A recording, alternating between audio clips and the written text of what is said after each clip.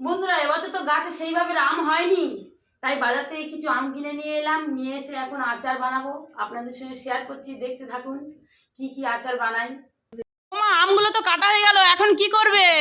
এখন কি করব, ধুয়ে নিয়ে এসে আর মিষ্টি আচার হবে আর তেল ময়লার আচার হবে। বৌমা ময়লা করতেছে, আচ্ছা ধুয়ে নিয়ে আসে। আচ্ছা আচ্ছা, প্রথমে শুকনো লঙ্কা ভালো করে ভেজে নিলাম। এই যে 5 ফোড়ন ভেজে নিলাম। এই যে আম তেলের জন্য জোয়ান একটু ভাজা ভাজা করে নিলাম। এই যে মৌরি একটু ভাজা ভাজা করে নিলাম।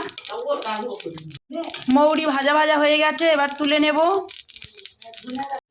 অল্প করে একটু জিরে ভেজে নিলাম। ধনিয়ার গুঁড়োটা ছিল না, ওটা একটু গুঁড়ো দেবো একটু হালকা করে ভেজে নিয়ে। মশলা মাখিয়ে নিলাম। মাখিয়ে নিয়ে এখন এই যে মশলাগুলো এরকমভাবে দাও।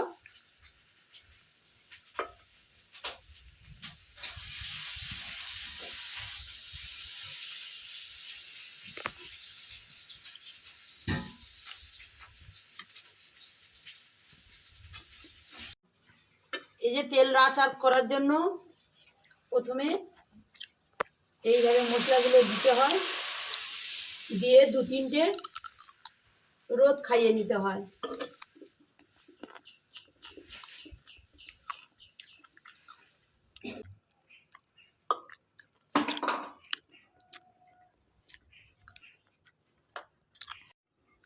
বন্ধুরা এরকমই 2-3 দিন রোদে শুকিয়ে নিতে হবে। নিয়ে তারপরে জারের মধ্যে ভালো করে গুছিয়ে রেখে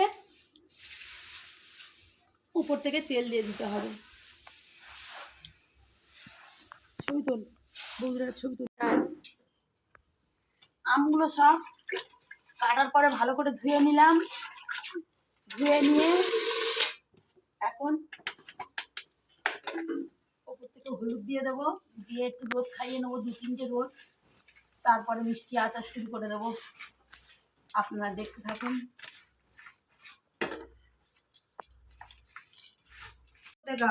ওই আচারের জন্য প্রথমে তেল দিয়ে দিলাম, দিয়ে শুকনো লঙ্কা দিলাম,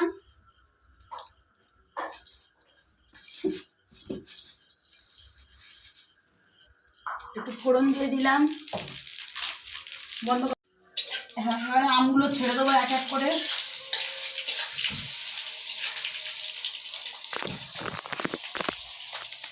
ওই যে 2টো রোদ খাইয়ে নিয়েছি আমগুলো, এবার আমগুলোকে ছাড়া হচ্ছে এক এক করে। রাতে তো তাই একটু ঠিকঠাক দেখানো যাচ্ছে না।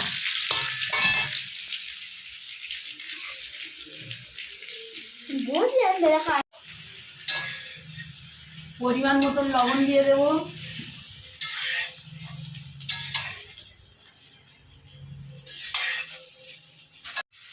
প্রায় হাফ হয়ে এসেছে।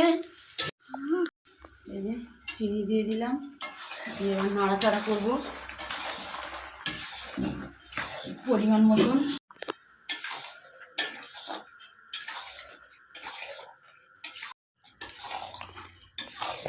আচারটা তো দারুণ হয়েছে গো, পাটা খুব সুন্দর এসছে না? খুব সুন্দর হয়েছে, রাতের লাইট বলে বোঝা যাচ্ছে না। দারুণ হয়েছে। বন্ধুরা যারা খাবে চলে আসো, খুব সুন্দর হয়েছে আচারটা। বন্ধুরা ঝাল মিষ্টি আমের আচার রেডি, যারা যারা খাবেন চলে আসুন। আর আমার এই আমের আচারটা কেমন হলো অবশ্যই করে জানাতে ভুলবেন না। সবাই ভালো থাকবেন, টাটা।